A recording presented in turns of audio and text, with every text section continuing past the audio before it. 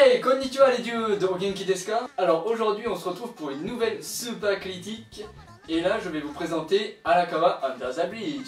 Arakawa Under the Bridge animé a été adapté du manga du même nom créé par l'auteur Nakamura Hikaru et qui compte actuellement 14 tomes. L'anime est dirigé par Shimbo Akiyuki et compte 13 épisodes pour la saison 1 et 13 épisodes pour la saison 2 et est sorti en 2010. Arakawa Under the Bridge est une comédie romantique.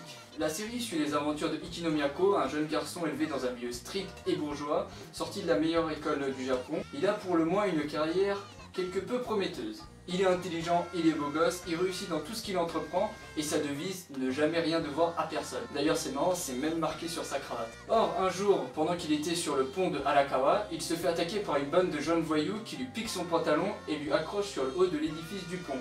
En caleçon, Ko va chercher son pantalon en haut de l'édifice, mais malheureusement cet édifice s'écroule et tombe en plein dans la rivière d'Arakawa. Et c'est à ce moment qu'une jeune fille vient le sauver et le ressort sur la berge. Et c'est à ce moment qu'il fait la connaissance de Nino, une jeune fille plus ou moins étrange qu'on sait peu sur elle, mais se dit être une vénusienne. Or, malheur, Ko a une dette envers elle. Ichinomiya, pour rembourser sa dette, va exaucer un vœu de Nino.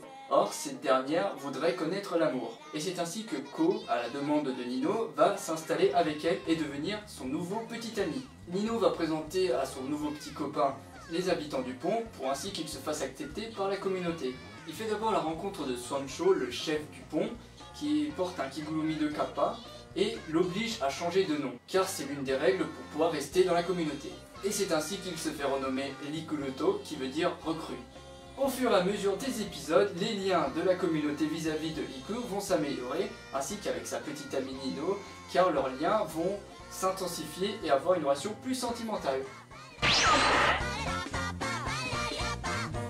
Mon point de vue, alors j'ai beaucoup aimé cet animé, les graphismes sont bien, les personnages sont sympas, l'histoire est marrante et what the fuck. Cependant, le dernier épisode de la saison 2, on reste plutôt sur notre fin car on sait pas assez de choses sur les personnages et surtout sur Nino. Mais malgré cela, j'ai vraiment beaucoup aimé cet animé, on rigole bien à chaque épisode et on ne s'ennuie pas.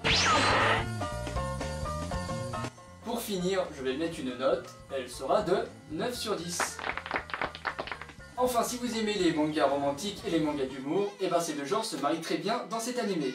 Donc si cette critique vous a donné envie d'aller voir cet animé, et ben allez le voir et dites-moi en commentaire ce que vous en avez pensé. Et sur ce, je vous dis à bientôt pour une nouvelle super critique ou autre vidéo. Sayonara.